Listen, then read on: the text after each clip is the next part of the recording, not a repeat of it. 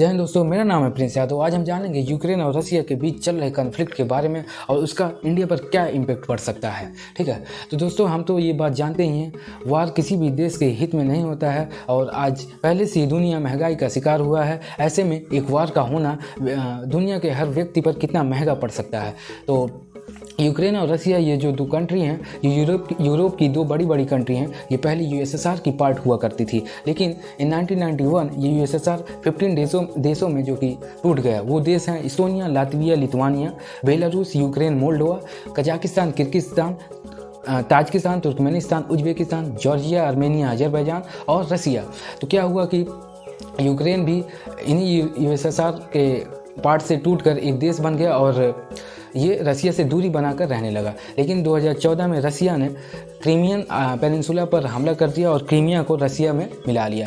और इसी समय प्रो रसियन सेपरेटिस्ट, मतलब जो रसिया के सपोर्टर्स थे, वो यूक्रेन के ईस्टर्न पार्ट पर हमला कर दिया और डोनेस्क और लुहांस्क पर मतलब कैप्चर करना शुरू कर दिया। और वही लड़ाई आगे चलकर इतनी बड़ी बन गई कि आज इसमें 14,000 से ज़्यादा लोग मारे जा चुके हैं और लाख भर से ज़्यादा लोग गायब हो चुके हैं। तो इसी के चलते दोनों देशों के बीच मिन्स्क एग्रीमेंट साइन किया गया, जिसके तहत दोनों देश आगे हमला ना करने का वादा किया। लेकिन ये एग्रीमेंट ज़्यादा दिन तक नहीं चल पाया और दोनों देशों के बीच हमला बरकरार रहा। लेकिन इन ईयर 2015 फरवरी में ये एग्रीमेंट फिर से साइन किया गया और दोनों देश अपने अपने आर्मी और हथियार को वापस ले लिए। लेकिन साल 2017 में क्या हुआ कि यूक्रेन ने नाटो ज्वाइन करने का मांग रखा, जो कि रसिया को बहुत ही बुरा लगा और उसके दिल को चुभ गया। आपको बता दें, ये नाटो जो है 30 देशों का एक बहुत ही ताकतवर मिलिट्री संगठन है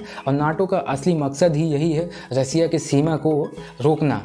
इसीलिए रसिया अपने बॉर्डर्स के पास नाटो बेसिस के बनने का अपोज करता है और रसिया ये कभी नहीं चाहता कि यूक्रेन कभी भी नाटो ऑर्गेनाइजेशन का पार्ट बने, क्योंकि एक बार यूक्रेन जब नाटो ऑर्गेनाइजेशन का पार्ट बन जाएगा तो नाटो जो है किसी भी बहाने से रसिया पर कभी भी हमला कर सकता है। लेकिन इन ईयर 2020 सितंबर में क्या हुआ कि यूक्रेन के प्रेसिडेंट जेलेंस्की ने नाटो ऑर्गेनाइजेशन से संबंध बनाने का शुरुआत कर दिया और तभी से 2021 से रसिया ने यूक्रेन बॉर्डर के पास अपने आर्मी को तैनात करना स्टार्ट कर दिया। और तभी से इस जंग का जो शुरुआत होना नज़र आने लगा।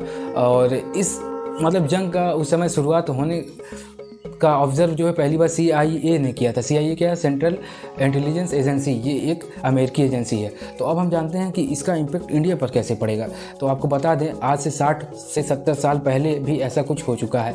जब कोल्ड वार के चलते पूरी दुनिया जो है दो गुटों में बट चुकी थी, तब US और USSR के बीच किसी एक को चुनना था। लेकिन भारतीय नेताओं ने नॉन अलाइनमेंट पॉलिसी यानी गुट निरपेक्ष का सहारा लिया और आज भी इंडिया जो है कुछ ऐसे ही मंजर का सहारा ले रहा है, जहाँ पे बैलेंस्ड अप्रोच को अपना रहा है।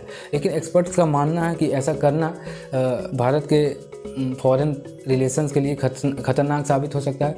ऐसा क्यों? क्योंकि शुरुआती 1-2 हफ्ते तक इस क्राइसिस के प्रति भारत का कोई भी प्रतिक्रिया नहीं था, यानी चुप था। जब यूनाइटेड स्टेट सिक्योरिटी काउंसिल ने इस मामले पर डिस्कशन का मांग किया, तब भारत वोटिंग के दौरान अपना वोट ना ही इस वार के अगेंस्ट में डाला और ना ही इस वार के फेवर में डाला।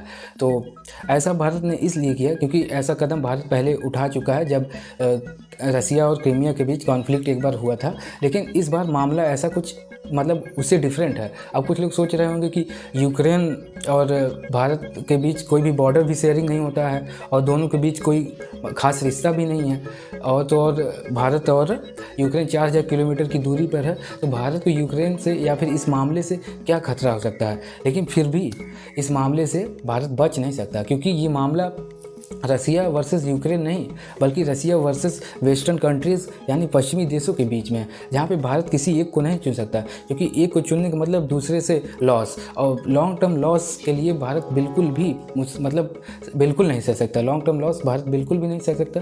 तो इस बार भारत कोल्ड वार की तरह कोई भी डिसीजन नहीं ले सकता कि दोनों ही साइड से दूर रहे या फिर किसी एक को चुन ले, जहाँ और आज के वक्त में तो दोनों साइड से भारत की सपोर्ट की मांग है।